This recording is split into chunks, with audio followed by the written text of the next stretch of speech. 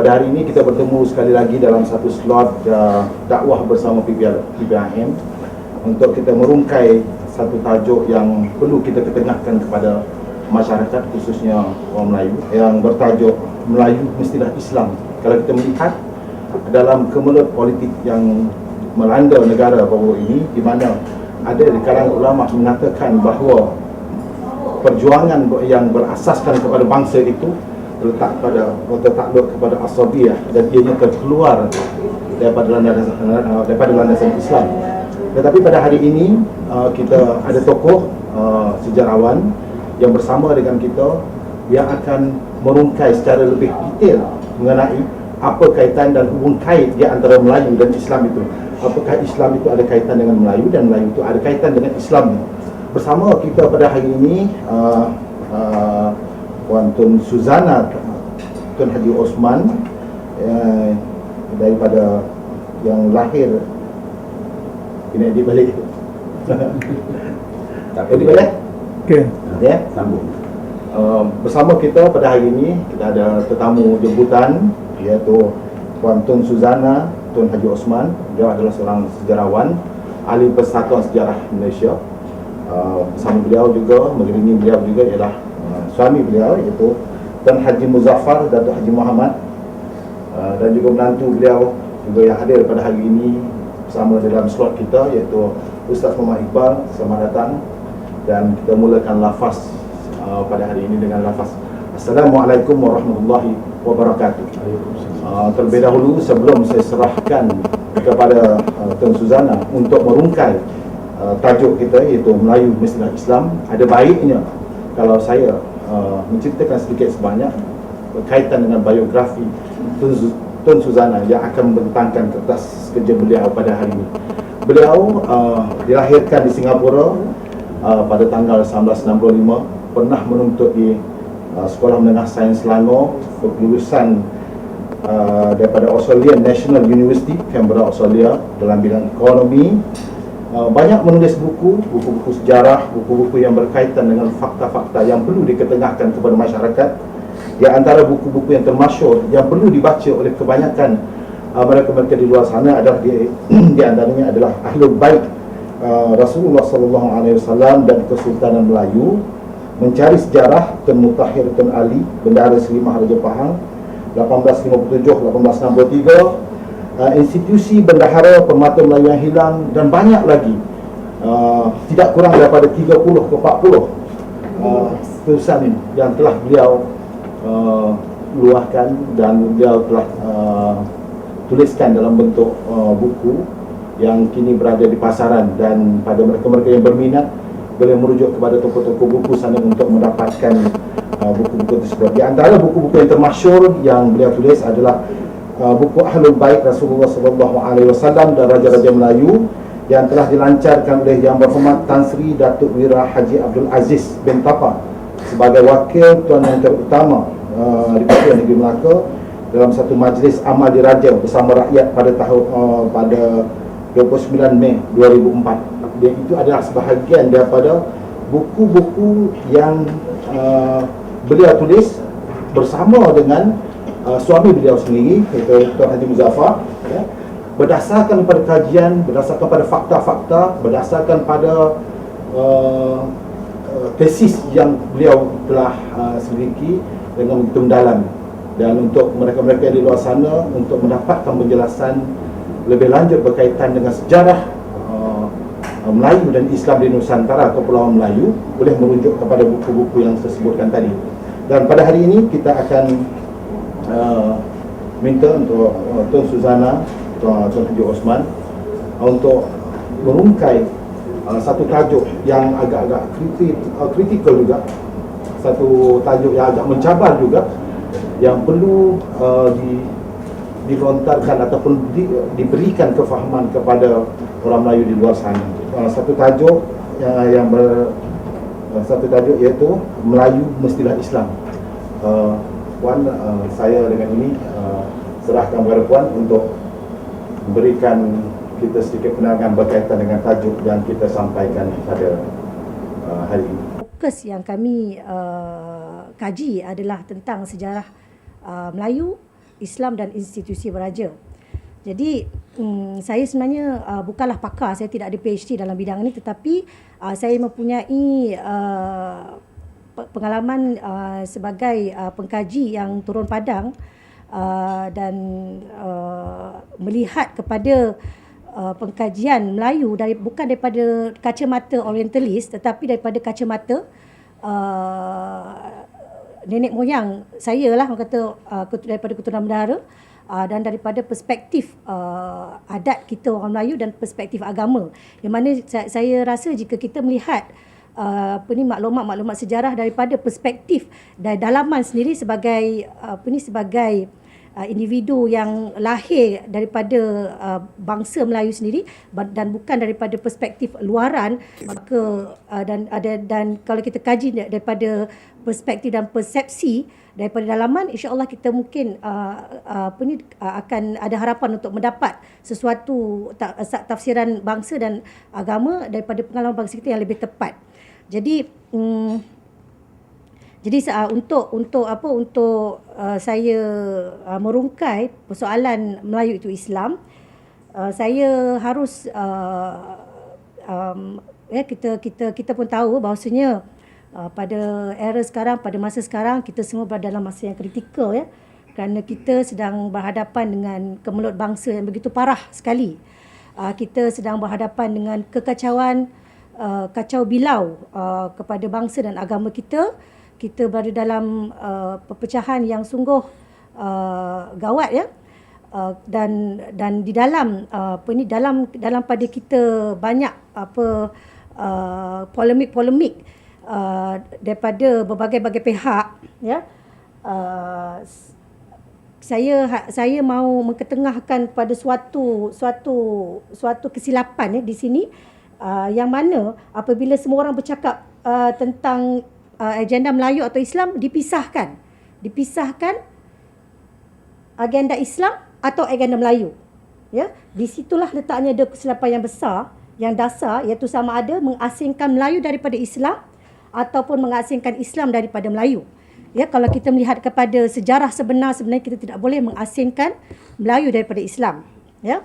Daripada apa yang saya kaji, alhamdulillah saya mendapati bahawanya sebenarnya hakikatnya Melayu dan Islam sebenarnya tidak dapat dipisahkan.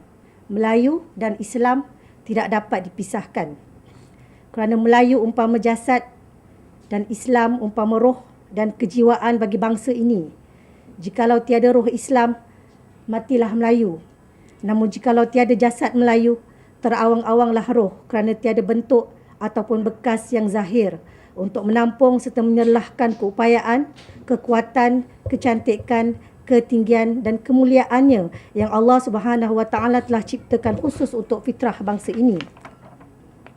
Oleh itu, tidak kiralah siapapun atau daripada parti politik mana pun yang hendak dipilih rakyat dalam pilihan raya umum akan datang, ya, hatta benda ini boleh dibawa kepada zaman kepada masa akan datang, ya. Orang-orang Melayu khasnya dan umat Islam umumnya harus memastikan jangan sampai agenda Melayu dan Islam dipisahkan, kerana kedua-dua adalah satu. Jangan sampai kedaulatan Melayu Islam menjadi perkara mainan dan barang taruhan. Ya, jadi di sini saya melihat kesilapan yang kerap kita lakukan, ya, yang mana kebanyakan daripada masyarakat Melayu melakukan kesilapan di sini adalah kerana melihat kepada Melayu itu sebagai, kebanyakan orang Melayu gagal mendapat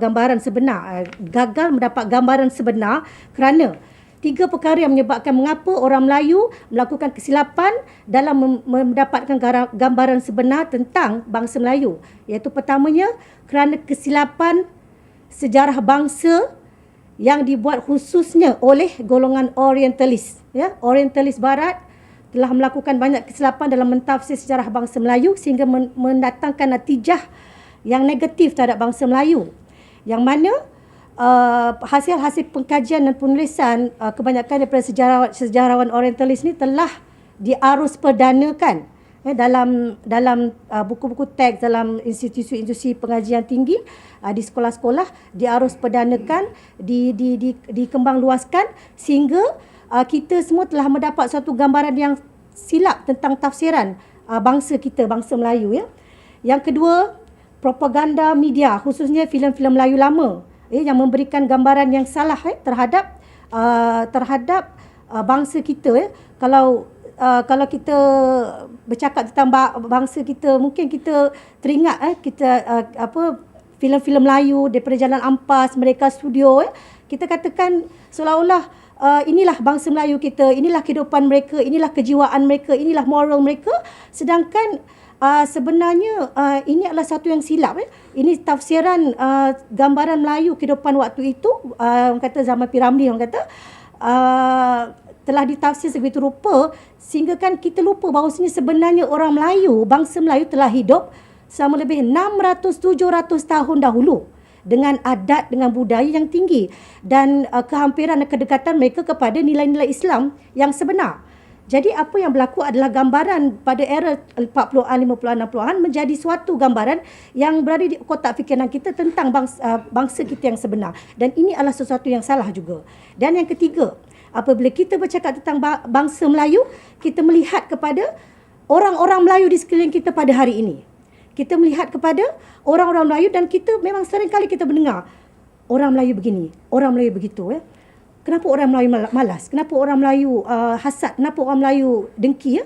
Dan berbagai-bagai gambaran negatif yang kita melihat kepada orang-orang Melayu zaman ini yang mana telah menyebabkan kita membuat satu kesimpulan bahawasanya inilah bangsa Melayu. Dan kita kata ini bangsa Melayu daripada dulu. Ya. Sedangkan sebenarnya ini adalah satu kesilapan yang besar untuk mengatakan bahawasanya orang Melayu yang gambaran yang kita melihat daripada keadaan orang Melayu sekarang ini untuk mewakili bangsa Melayu yang sebenar yang kalau kita tarik kepada 600-700 tahun dahulu, ini merupakan gambaran yang terlalu silap. Ya, jadi saya ulang 3 perkara yang menyebabkan kesilapan kita dalam menggambarkan bangsa Melayu. Yang pertama, tafsiran sejarah bangsa yang silap daripada tafsiran khususnya golongan-golongan orientalis yang mempunyai agenda dan kepentingan mereka yang tertentu. Yang kedua, propaganda media khususnya filem-filem Melayu lama. Dan yang ketiga, pemerhatian kepada kehidupan umat Melayu hari ini. Ya, jadi bagi menangani kemelut tomahan serta polemik-polemik bangsa Melayu hari ini, antaranya adalah dengan kembali kepada akar sejarah dan evolusi Melayu, kerana sejarah yang benar berupaya menjurus kita kepada kebenaran. Dan kalau kita telah mendapatkan kebenaran, maka kita berupaya pula insya-Allah mudah-mudahan untuk merangka strategi-strategi yang tepat untuk menangani kemelut bangsa kita. Kalau kita sakit, tapi kalau kita tak tahu apa penyakit dia, bagaimana kita nak obat? Bagaimana kita nak obat penyakit kita? Kita sakit jantung tapi kita pergi makan obat untuk diabetes ataupun kita begitulah, maksudnya kita tidak boleh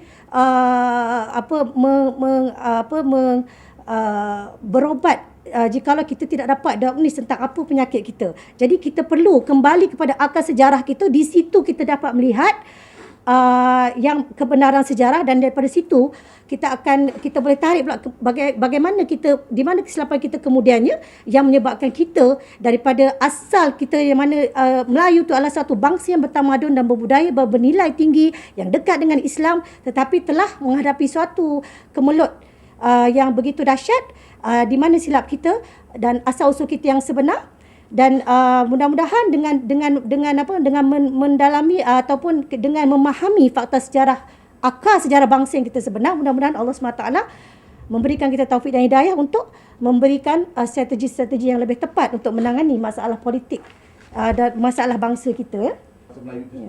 Jati diri dan hatta identiti sendiri. Hatta roh kita, roh dan kejiwaan Islam yang sebenarnya dalam diri kita sebagai bangsa Melayu sebenarnya sudah terhakis, dan kita berada dalam satu kegawatan jati diri dan kegawatan identiti yang cukup parah. Jadi insya-Allah kalau kita kembali kepada pemahaman tentang akar sejarah, mudah-mudahan kita akan dapat mendapatkan strategi yang lebih tepat untuk menyelesaikan masalah bangsa. Okey, sebenarnya ada satu rahsia di situ, ya, yang mana kalau saya memang dah puas saya melihat, saya mengkaji Melayu, saya mengkaji sejarah bangsa ini, terutama daripada sudut perkembangan Islam di rantau ini. Saya melihat situ adalah terdapat satu kesilapan yang sangat dasar.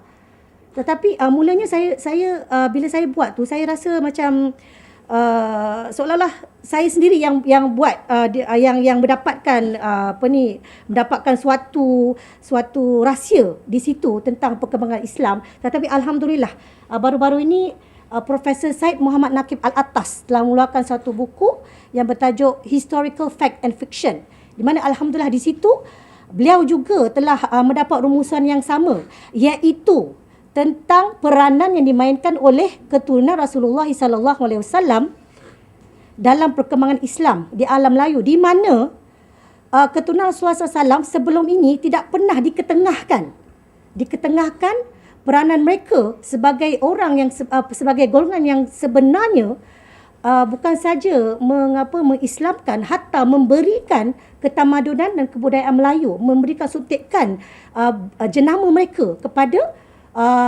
ke perkembangan tamadun dan budaya Melayu. Jadi the code word sini, kuncinya adalah kepada jenama golongan manakah yang mengislamkan alam Melayu ni, Nusantara ini. Kerana kalau kita melihat daripada pendapat kaum orientalis khususnya, mereka mengatakan Islam itu adalah datangnya daripada pedagang daripada India. Ya, itu sebenarnya telah dipatah-patahkan sebenarnya oleh Profesor Hamka, Profesor Syed Muhammad Naqib Al-Attas dan yang seumpamanya, yang mengatakan bahawasanya di India itu adalah sebagai tempat persinggahan. Contohnya kita tahu Syed Jamaluddin Hussein ataupun Syed Hussein Jamaluddin Kubra yang melahirkan Wali Songo. Dia adalah daripada keturunan Ahlul Bait Rasulullah SAW yang datang daripada alam Hadramaut. Kemudiannya nenek moyang mereka itu pergi ke India, dan daripada India dia terus kepada alam Nusantara.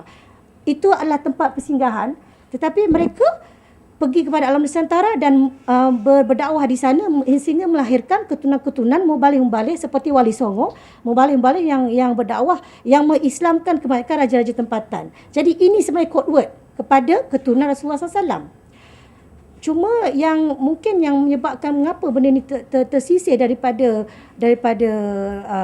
awareness orang Melayu adalah kerana sejarah-sejarah awal telah menuduh bahawasanya ulama-ulama yang datang pada awal itu adalah Syiah, berfahaman Syiah. Maka apabila mereka kata Syiah, tolak. Ya, tolak kerana mereka Syiah, therefore kita Sunni. Sedangkan kalau kita tengok yang sejarah yang sebenar, mereka yang datang ini adalah daripada alam Hadramaut yang ternyata bermazhab Syafi'i, berakidahkan ajaran Imam Asy'ari. Mereka bermazhab Syafi'i. Dan ini adalah perkara yang ma'ruf yang telah amnya diketahui oleh sejarawan tentang jenama alim ulama mubalih, alim ulama dan dai-dai daripada alam Hadramaut. Mereka mazhab Syafi'i, mereka datang, mereka menyebarkan mazhab Syafi'i. Dan ini pun juga telah diceritakan dalam manuskrip Melayu, contohnya daripada Aceh, daripada Pasai, daripada Brunei, yang mengatakan mereka adalah memegang mazhab Syafi'i. Jadi makna apa yang Puan cuba sampaikan kepada pendengar dan kita semua adalah kaitan di antara kewujudan bangsa Melayu itu sendiri, hasil perkahwinan campur di antara daripada kalangan pendakwah Islam daripada Hadramaut yang berketurunan Ahlul Bait kebanyakannya, yang berkahwin dengan wanita tempatan yang menghasilkan zuriat yang ada salah silahnya dengan keturunan Rasulullah sendiri. Begitu yang makna dia di kalangan bangsa Melayu itu ada dia punya buah Islam yang telah diasaskan berperingkat awal daripada kalangan Ahlul Bait yang perlu dijaga. Ya, ya, khususnya daripada alam Hadramaut. Khususnya daripada alam Hadramaut, di mana sebahagian mereka telah berkahwin dengan puteri raja tempatan dan menjadi pemerintah, dan sebagainya terus bersambung menjadi mubalih yang berseteru menjadi pembimbing kepada raja-raja di alam Nusantara. Seperti contohnya di Brunei, seperti contohnya di Sulu Mindanao, di Palembang, di Jawa, di mana di Aceh, di Pasai, di Aceh, ya, di Melaka. Hatta Raja Melaka, para miswara itu telah diislamkan oleh Syed Abdul Aziz, ya. Dan ada yang mengatakan Sultan, kalau kita tengok pada sejarah yang di Ketengah Kuala Tun Silanang, penulis penulis Suratul Salatin dan Sejarah Melayu mengatakan Sultan Muhammad diislamkan oleh Syekh Abdul Aziz daripada Jeddah. Tetapi dalam buku yang ditulis oleh Profesor Syed Muhammad Nakib Al-Attas mengatakan para mesuara iaitu tok kepada Sultan Muhammad sendiri sebenarnya telah diislamkan sama ada oleh Sunan Maulana Ishaq ataupun ayahandanya Ibrahim Asmara, yang mana mereka adalah keturunan daripada Syekh Hussein Jamil Al-Kubra yang merupakan keturunan daripada Ahlul Bait Rasulullah daripada alam Hadramaut. Jadi even Melaka pun sebenarnya Sultan Melaka pun sebenarnya diislamkan oleh keturunan Rasulullah SAW. Jadi kalau kita tengok rata-rata, kalau kita pergi buka sejarah, memang rata-rata Lampung, di alam Minangkabau, memang rata-rata memang nama Said Syarif keluar dan kebanyakan daripada mereka adalah daripada alam Hadramaut. So brand Hadramaut itu, di situlah kita nak ketengahkan. Apakah ulama Hadramaut yang datang yang mengembangkan agama Islam, apakah pegangan mereka, apakah fikir mereka, apakah zikir mereka, apakah jalan mereka. Dan di situ apabila kita melihat kepada sejarah jenama ulama Hadramaut, maka kita dapat melihat bahawasanya apa yang mereka bawa itu sebenarnya menjadi warisan kita sehingga pada hari ini. Contohnya maulid, contohnya tahlil, talqin, qasidah, marhaban, dan sebagainya lah, orang kata kebanyakan daripada ratib, tarekat. Jadi ini adalah warisan yang diperturunkan oleh mubalik awal daripada zaman 600-700 tahun dahulu, daripada alam Hadramaut khususnya. Mereka datang dan mereka membawa jenama atau cita rasa fahaman daripada alam Hadramaut. Kalau begitu, berdasarkan pada kajian yang puan buat bersama dengan suami mengenai kewujudan bangsa Melayu itu sendiri, apakah hujah yang puan boleh nyatakan kepada kita yang mengatakan ada di kalangan ulama mutakhir ini yang mengatakan bahawa setiap satu gerakan yang perjuangkan bangsa itu adalah katakan sebagai asabiyah dan ini terkeluar daripada landasan Islam. Maknanya memperjuangkan bangsa Melayu itu sendiri tidak tertakluk di dalam kehendak Islam dan terkeluar daripada landasan Islam. Apa hujah puan dalam perkara itu? Semasa saya membuat kajian tentang bangsa Melayu, saya saya tertarik dengan satu ungkapan yang saya dapat daripada Allahyarham Datuk On bin Jaafar, yang mana beliau pernah menyebut tentang bangsa Melayu. Apakah nama rupa bangsa Melayu? Apakah nama rupa bangsa Melayu? Cicak, mengkarung atau naga? Suatu ungkapan menarik daripada seorang tokoh negarawan Melayu kerana memang, dan apabila saya mengkaji tentang istilah takrifan apakah disebut sebagai bangsa Melayu itu, memang mengelirukan. Tetapi di situ yang kita kena fahamkan baik-baik bahawasanya apabila kita bercakap tentang bangsa Melayu, kita kena melihat daripada sudut bangsa Melayu sebelum kedatangan Islam dan selepas kedatangan Islam. Apabila kita bercakap tentang bangsa Melayu daripada sudut pra-Islam, kita boleh bercakap tentang etnik. Etnik. Yang mana etnik di zaman pra-Islam itu, yang kalau kita melihat daripada sudut sejarah, adalah mereka yang datang daripada daerah selatan Sumatera seperti Palembang, Jambi, Indragiri, Riau, Siak dan Melaka. Johor, Pahang ni kemudian, dan alam Minangkabau. Tetapi apabila kita bercakap tentang bangsa Melayu selepas Islam, kita bukan lagi bercakap tentang etnik, kaum. Kita bercakap sebagai kini bercakap bangsa Melayu itu sebagai suatu gagasan. Suatu gagasan yang mana gagasan ini mempunyai 3 tiang serinya. Dan 3 tiang seri kepada gagasan Melayu itu, Melayu itu sebenarnya telah pun dikanonkan ataupun diperlembagakan dalam perlembagaan negara Malaysia. Ya, yang saya sebutkan di sini adalah 3 tiang seri itu adalah, kita tengok pada perlembagaan negara Malaysia.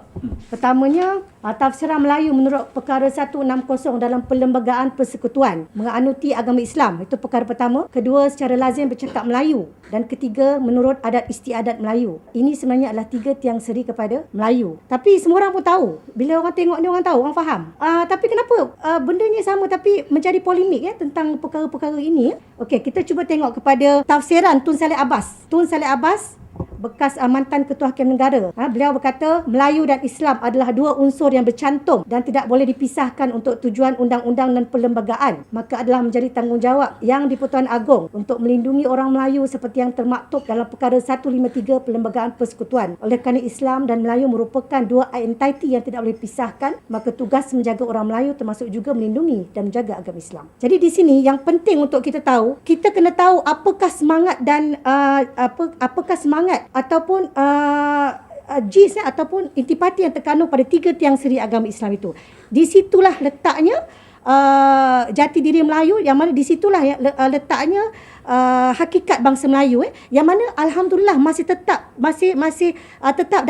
dapat dipertahankan sebenarnya untuk masa ini dan masa akan datang kerana telah pun diperlembagakan. Okey, di sini kita kena tahu, kita kena untuk melihat kepada perkara pertama dalam perlembagaan negara Malaysia, tidak dapat tidak kita kena belajar sejarah. Tidak dapat tidak kita kena belajar sejarah, ya. Sejarah perkembangan Islam di Asia Tenggara Lama, ya. Saya rasa saya tak payah pergi kepada inilah, saya terus pergi kepada siapa, kalau kita tengok bila kita sebut sejarah, apa, di mana, bagaimana, bila, siapa, okey. Jadi apabila kita sebut tentang siapa yang itu, yang siapa yang mendakwahkan, maka mengikut kepada sejarah adalah keturunan Rasulullah SAW khususnya di alam Hadramaut, ya. Tapi apa yang kita perlu tahu tentang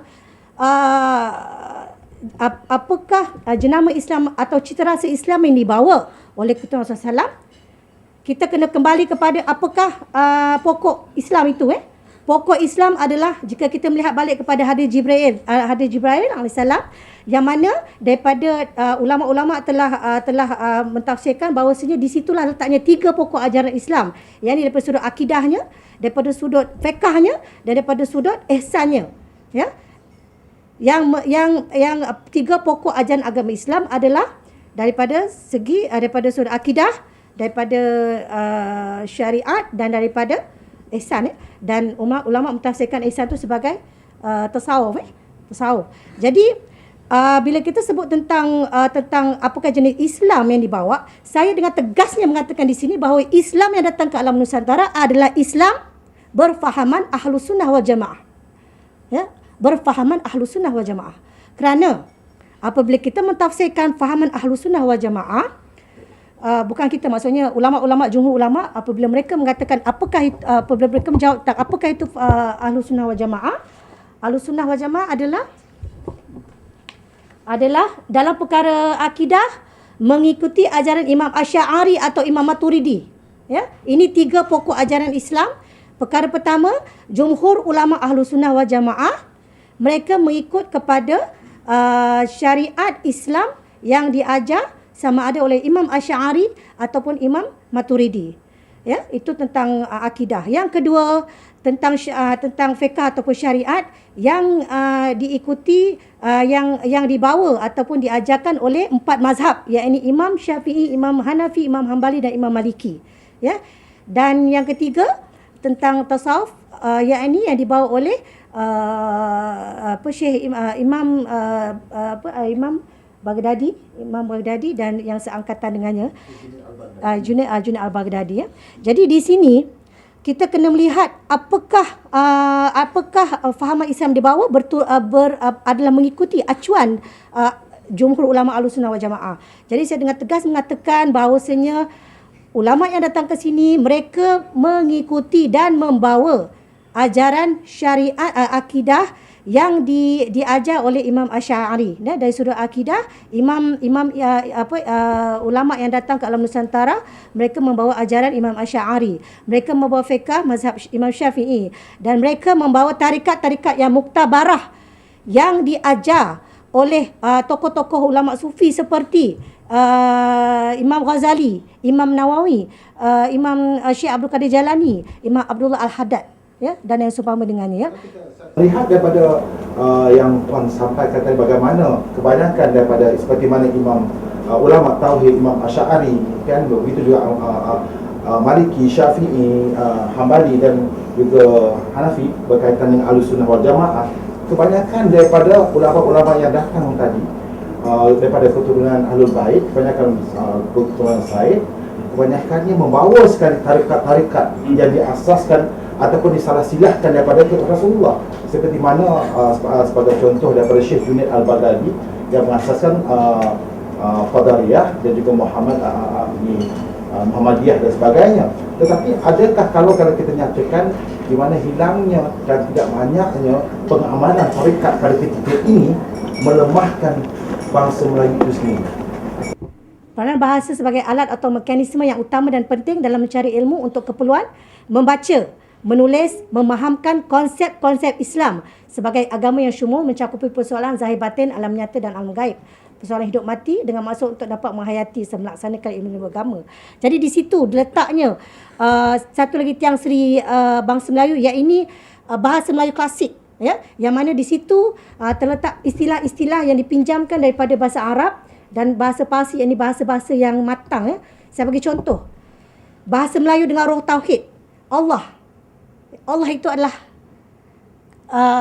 Tuhan kepada orang yang beriman. Ya. Sekarang ni kita ada polemik, orang kafir nak ambil Allah itu. Sedangkan Allah itu adalah Tuhan, Tuhan seru sekalian alam. Tetapi Allah SWT hanya menerima keimanan orang-orang yang beriman kepada keesaannya. Ya. Jadi Allah itu adalah milik orang-orang yang beriman. Allah, Esa, Firman, Zat, Sabda, Baqa, Fana, Ghaib, syurga, neraka, warak, takwa, kabul, dakwah, mubalik dan sebagainya adalah konsep-konsep Islam yang di bahasa Melayu kan. Waktu tu disebut sebagai bahasa Melayu klasik. Dan juga konsep-konsep lain yang berkaitan dengan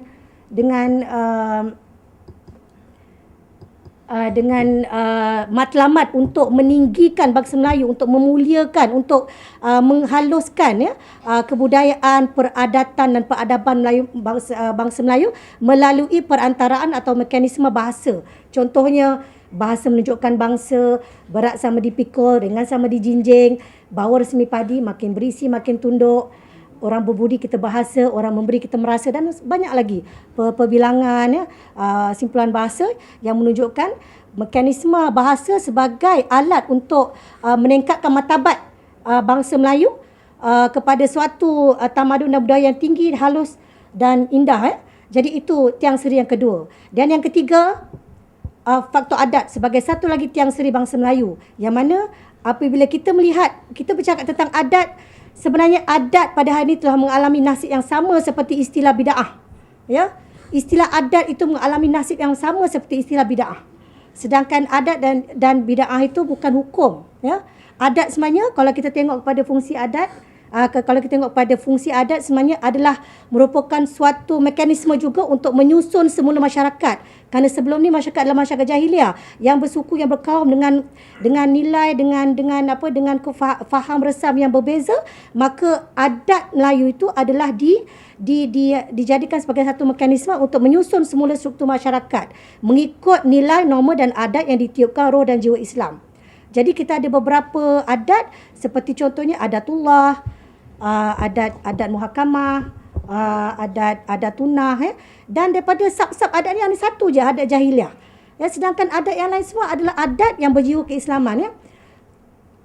Hukum tabiat, hukum adat, adatullah, adat tunah, adat muhakamah, ini semua adalah adat yang baik. Cuma satu je adat jahiliah yang mana telah menjadi suatu dasar kesusahan Melayu lama untuk menghapuskan adat-adat jahiliah. Jadi ini suatu perkara yang harus diketengahkan tentang kepentingan adat sebagai nombor satu, sebagai alat dan mekanisme untuk menyatukan kaum-kaum yang berbeza dengan fahaman dan nilai-nilai Islam. Dan kedua, peranan adat sebagai pemersatu, dan yang kedua untuk saya tak ingat dah. Di situ ada kesatuan dan kepelbagaian. Ya. Jadi saya tengok adat di sini satu perkara yang penting sebenarnya untuk diketengahkan. Tetapi kalau kita lihat pada masa ini, di mana seolah-olah orang Melayu itu sendiri tidak faham. Tidak faham dan apa yang mereka lakukan dan apa kaitan kehidupan mereka dengan adat. Sedangkan adat itu adalah sebahagian daripada salah silah yang perlu diwarisi daripada masa ke masa. Apa yang puan boleh terjemahkan dan fahamkan kita dekat luar berkaitan dengan adat ini dengan lebih detail lagi. Adat ataupun bilangan adat? Ya. Macam mana? Adat ni, bagaimana kewujudan adat ni dan kaitannya dengan Islam itu sendiri.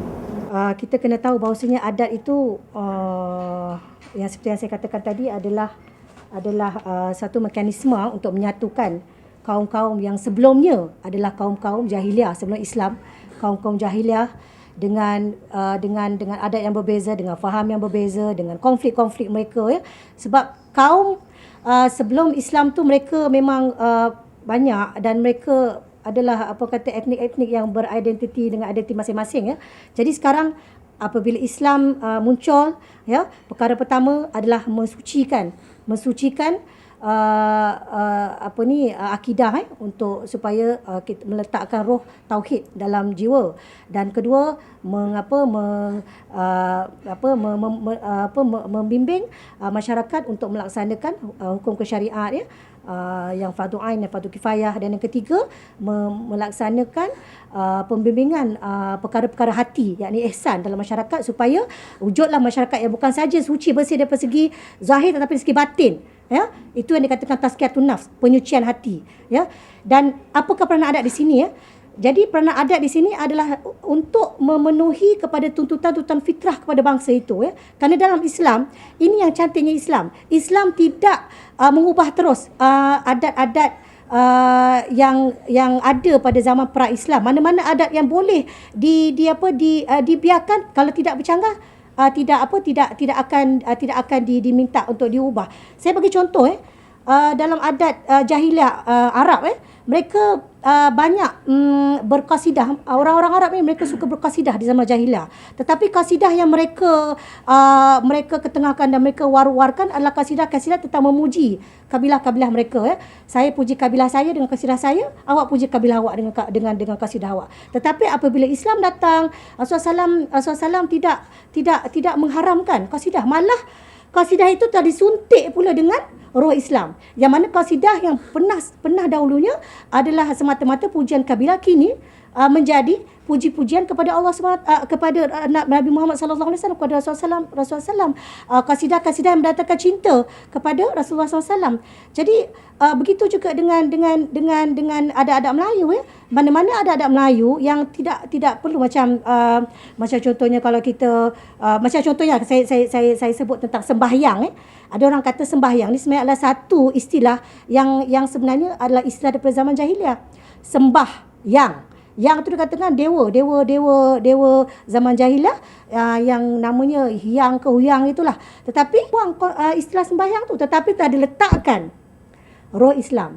Jadi kalau saya kata bila kita kata sembahyang, apa dalam fikiran kita?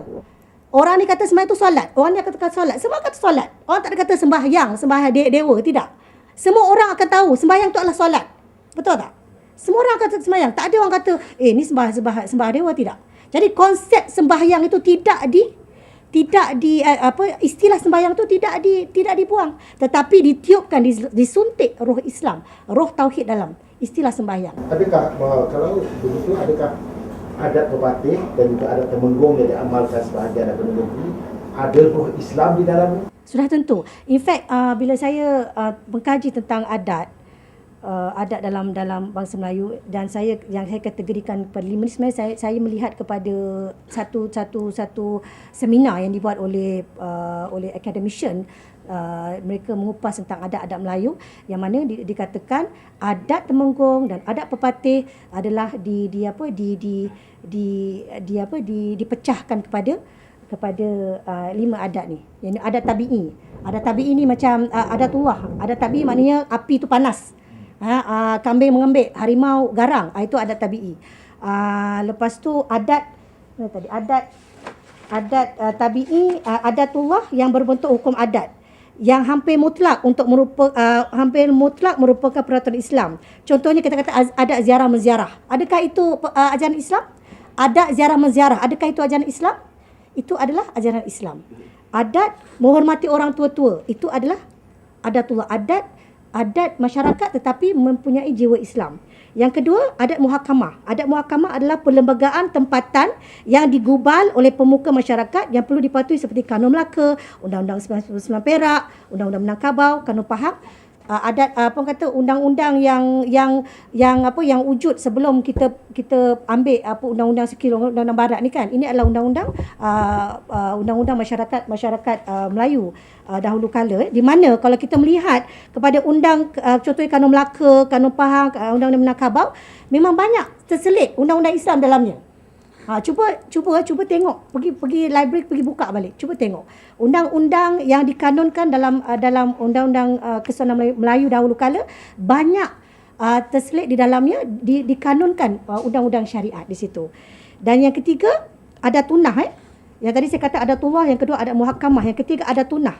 Peradaban serta adat resam tempatan yang baik dan bersifat ma'ruf seperti konsep bergotong royong, berbudi bahasa, bersopan santun, belajar ilmu pertahanan, menggunakan ganti nama kepada orang tua-tua. Ini semua adat yang diadatkan, yang mana inilah merupakan sebahagian daripada jati diri bangsa Melayu.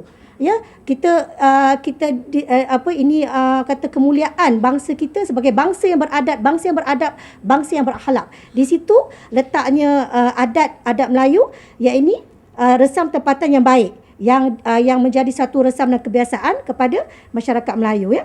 Dan adat tunah antaranya termasuk juga majlis-majlis keagamaan dan amalan masyarakat Melayu yang juga bersifat ma'ruf seperti tahlil, marhaban, khatam Quran, majlis bersunat, majlis maulidur rasul, majlis tilawah dan sebagainya. Ini adalah adat yang diadatkan di zaman pengembangan Islam di alam Melayu. Kalau saya katakan bahawa Tiang Seri yang memartabatkan agama Islam itu di Kepulauan Nusantara Melayu itu adalah Melayu itu sendiri, bangsa Melayu itu sendiri. Sebab itu kalau kita bercakap mengenai Islam, dia sinonim dengan Melayu. Melayu itu ada dia, kalau kita baca puan berkata tadi, ibarat seperti roh dan jasad. Seperti mana kata Imam Ghazali, "Man yatafakkah wa lam yatasawwaf fasih, wa man yatasawwaf wa lam tafakkah fa muzilli." Dia tidak bercerai tangga, dia ada fiqh dalam tasawuf dan fiqh, dia mesti selari. Begitu juga antara Melayu dan Islam itu selari. Maknanya kalau kita memperjuangkan Melayu itu sendiri, sama macam kita mendaulat dan memperjuangkan Islam. Adakah itu yang Puan cuba jelaskan? Tepat dan benar sekali. Kerana telah diperlembagakan pun 3 perkara tentang istilah Melayu. Pertama, tentang agamanya, yakni orang Melayu mesti beragama Islam. Dan apakah faham Islam Melayu itu adalah Ahlussunnah wal Jamaah, akidah Imam Asy'ari, fiqh Imam Syafi'i dan bertasawuf, bertarikat. Itu pertama. Yang kedua tentang bahasa Melayu klasik yang menurut kepada Profesor Syed Muhammad Nakib Al-Attas adalah sebenarnya berteraskan kepada bahasa Arab dan ajaran Islam. Ya, sedangkan hari ini apabila kita bercakap tentang konsep istilah-istilah zaman moden ni, kita bercakap tentang bahasa Inggeris dan ajaran sekular. Contohnya kita kata konsep kebebasan, hak asasi, apa lagi, adil. Banyaklah konsep-konsep yang telah ditiupkan roh sekular dalam konsep-konsep istilah yang kita kata bahasa Melayu, tetapi sebenarnya telah ditarik roh Islam daripada istilah-istilah tersebut dan diganti dengan roh sekular. Dan ini bukan satu yang berbahaya sekali. Maknanya ada usaha di kalangan orientalis barat untuk melemahkan Islam, melemahkan bahasa Melayu. Adakah begitu yang Puan maksudkan tadi? Yes, sebenarnya ini adalah salah satu daripada peranan orientalis. Dan peranan penjajah British sebenarnya, kalau kita kaji kepada peranan penjajah British dan antara ejen-ejen mereka adalah orientalis, yang mana mereka telah menggunakan pendekatan pendidikan sekular untuk melemahkan sendi-sendi Melayu. Salah satu dengan mendaulatkan bahasa Melayu Rumi dan menarik dan membuang bahasa Melayu Jawi, yang sebenarnya bahasa Melayu Jawi itu sebenarnya ada kejiwaan Islam di situ, tetapi apabila ditarik dan diletakkan roh sekular, maka jadilah kita serba keliru. Bila kita kata adil, apakah adil dalam tafsiran Islam itu sama dengan adil dalam tafsiran sekular? Berbeza sekali. Konsep kebebasan, adakah kebebasan Islam dan kebebasan sekular itu adalah satu konsep yang sama? Tidak. kemajuan, kejayaan, hak asasi. Ini semua adalah konsep-konsep yang telah ditarik roh Islam dan diletakkan roh sekular yang menyebabkan kita telah menyimpang jauh daripada kefahaman nilai neraca Islam itu sendiri. Dan ini sebahagian daripada dan gerakan daripada orientalis barat ini disokong oleh sebahagian daripada ulama-ulama politik yang cuba memisahkan antara Melayu itu lain, memperjuangkan Melayu dan memperjuangkan Islam itu lain. Dan ini melemahkan bangsa Melayu itu sendiri. Sedangkan kalau berdasarkan daripada apa yang Puan hujahkan kepada kita untuk kita kongsi bersama tadi adalah menunjukkan bahawa dengan memperjuangkan bangsa Melayu itu, kita memperjuangkan Islam dalam masa yang sama. Dan ini tidak dapat dipisahkan antara Melayu dan Islam dan Melayu itu sendiri. Dan begitu juga lahirnya bangsa Melayu itu ia berdasarkan kepada archipelago atau peta-peta yang lama, di mana gugusan Kepulauan Nusantara Melayu ini daripada Mindanao sana sampai ke Jambi Barat, sampai kepada Aceh dan keseluruhan Malaysia Timur dan Barat juga. Dan itu disebabkan kepulauan tersebut, maka lahirlah bangsa Melayu sebagai satu bangsa. Dan apabila mereka dapat faham sejarah Melayu, mereka melihat Islam itu adalah di dalam, by default, adalah dalam jati diri Melayu. Islam tu dalam Melayu, you tak boleh pisah Melayu daripada Islam. Memang tak boleh. Jadi ini adalah satu kefahaman yang perlu diketengahkan, bahawasanya Melayu itu bukan sekadar etnik atau etnik semata-mata, tetapi Melayu itu lahir daripada tiga tiang seri yang terlalu amat dengan roh dan kejiwaan Islam. Memang ada kaitan. Memang itu roh, jasadnya adalah bangsa Melayu. Cuma dipakaikan kepada fitrah bangsa Melayu. Sebagaimana kita kata macam kita kata tentang pakaian tutup aurat Kita kata saya duduk di Tarim sekarang saya asal Berang Alik, di sana mereka pakai macam saya pakai. Kalau kat sini orang Melayu pakai baju kurung dengan tudung. Di Afghanistan pakai cadar. Jadi mereka semua tak pakai macam ni. Mereka semua pakai tapi semua tutup aurat. Asal tutup aurat, pakailah macam mana pun, tetapi memenuhi konsep tuntutan syariat tutup aurat. Jadi kepada kejiwaan fitrah sesuatu bangsa itu tidak diharamkan dalam agama, tetapi jangan sampai kita melampau sampai kita melampau dalam kecintaan kita kepada bangsa kita. Apa yang kita nak pertahankan bukan atas semangat asabiah sempit, tetapi nilai-nilai yang sedia wujud menjadi sebahagian daripada, bukan sebahagian, menjadi intipati kepada bangsa Melayu. Dan itu yang kita seharus pertahankan. Apakah yang kita kendaki pada masa ini supaya Melayu itu kembali mengenali adat istiadat mereka, adatnya, memahami bahasanya dengan lebih jitu, memahami diri mereka sebagai bangsa Melayu, di mana lahirnya mereka. Dengan memastikan mereka memahami siapa diri mereka, dalam masa yang sama mereka dapat menghormati dan mengagungkan Islam itu sendiri. Itu kaitannya. Apa yang saya nampak tadi daripada penjelasan yang Puan cuba sampaikan kepada kita untuk kita kongsi bersama, itu di mana Melayu itu Islam, yang mengagungkan Islam itu adalah Melayu itu sendiri di Kepulauan Nusantara Melayu. Dan akhirnya kalau kita nak mendaulatkan Islam di Kepulauan kita, pastikan Melayu itu kenal diri mereka sendiri dan kukuhkan jati diri mereka. Jadi untuk seterusnya, sebelum kita tutup majlis kita pada hari ini, ada baiknya kalau saya minta Puan untuk berikan sedikit kesimpulan berdasarkan kepada tajuk kita pada hari ini, iaitu Melayu mestilah Islam, dan apa nasihat yang boleh Puan sampaikan untuk kita kongsi bersama. Jadi apabila kita mengatakan tentang Melayu adalah Islam, kita perlu kembali kepada akar sejarah. Kita kena melihat peranan keturunan Rasulullah SAW yang sebenarnya Rasulullah SAW sendiri telah memesan melalui satu hadis yang disebut sebagai hadis dua bekal, hadis As-Saqalain, hadis dua bekal, yang mana Rasulullah SAW mengatakan, aku meninggalkan dua pusaka, dua perkara, yakni Quran dan Ahlul Baitku. Dan Rasulullah SAW juga berpesan tentang keturunan baginda, jadikanlah Ahlul Baitku kepala bagi badan dan mata bagi kepala bagi badan dan mata bagi kepala. Jadi di sinilah letaknya peranan kita, yakni untuk memahamkan dan menghayati tentang siapakah yang membawa Islam. Dan alhamdulillah, alhamdulillah kita bersyukur kepada Allah SWT.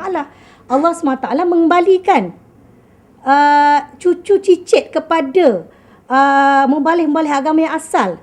Allah SWT telah mengembalikan cucu mereka untuk datang berdakwah. Ya, seperti contohnya Habib Umar bin Hafiz, ya.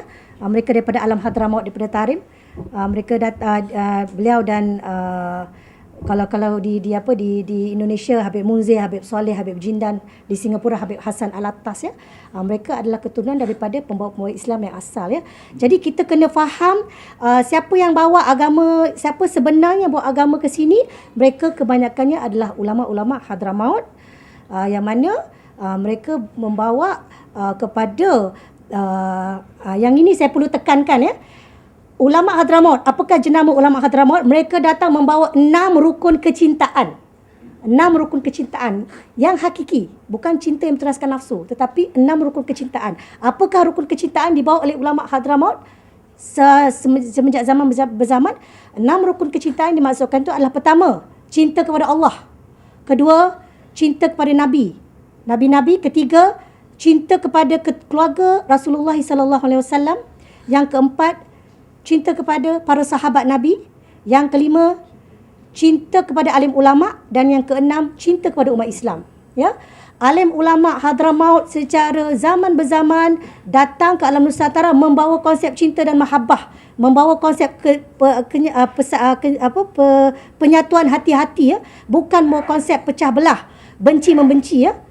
Jadi di situlah kita melihat salah satu daripada warisan kita, yakni Maulid Rasul, berselawat. Kita ni sebagai satu yang natural untuk kita untuk berselawat, untuk bermaulid, ya.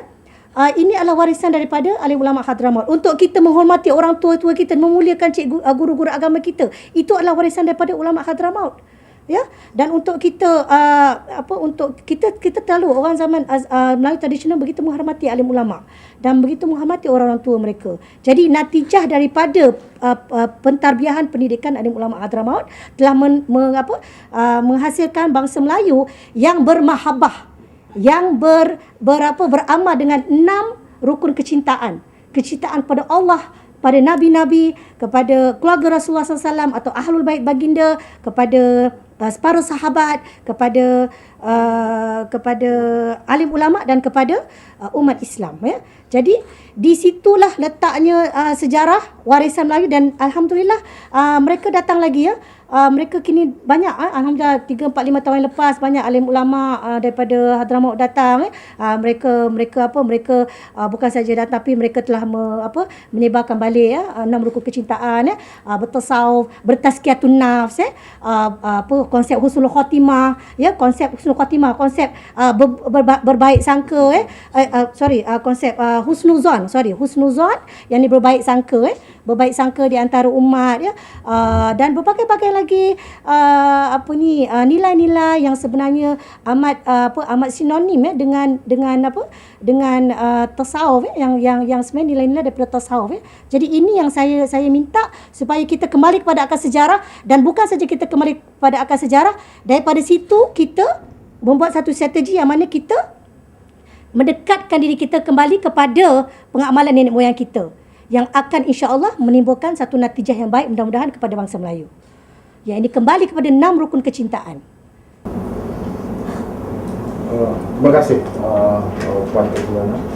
Memang 1 jam kita berdiskusi, sedikit penerangan, penjelasan yang disampaikan oleh Suzana, untuk kita faham apa yang dikatakan bangsa Melayu itu dan kaitannya dengan Islam, dan beberapa kesimpulan yang dapat kita sampaikan dan kongsi bersama pada hari ini ialah Melayu itu, untuk memastikan Melayu itu sentiasa kuat dalam masa yang sama memperkukuhkan Islam itu sendiri, kita perlu mengukuhkan jati diri kita selaku bangsa dengan mengkaji sejarah kewujudan bangsa Melayu itu sendiri dan kaitannya dengan Islam. Dalam masa yang sama kita fahami adat kita, bagaimana kewujudan adat itu di Nusantara Melayu dan apa yang kita amalkan, dan juga kaitannya dengan Islam itu sendiri. Selain daripada itu juga, bila kita mengenali siapa kita dan apa haknya, kita akan mendalami dan mengetahui kewujudan Islam itu dan kaitannya dengan kita selaku bangsa Melayu itu sendiri. Dan untuk itu pada slot slot kita pada hari ini. Kita merakamkan setinggi penghargaan dan terima kasih pada Puan Tun Suzana yang telah memberikan sedikit penjelasan berkaitan dengan Melayu dan Islam itu, apa hubung kait dan kaitannya di antara satu sama lain, bagaimana untuk kita memperkukuhkan kembali jati diri kita selaku bangsa Melayu dalam masa yang sama mendaulatkan Islam itu sendiri. Terima kasih Puan Tun Suzana dan juga Ustaz Iqbal, juga Tuan Haji. Terima kasih Pak Haji Zafar yang suami Puan Tun Suzana, dan kita bertemu kembali di slot PPIM dan dakwah pada masa yang akan datang. Kita tutup majlis kita pada hari ini dengan qulu qauli hadza wa astaghfirullahalazim li wa lakum wa lisairil muslimin wal muslimat wal mu'minin wal mu'minat innahu ghafurur rahim. Wabillahi taufiq wal hidayah. Assalamualaikum warahmatullahi wabarakatuh.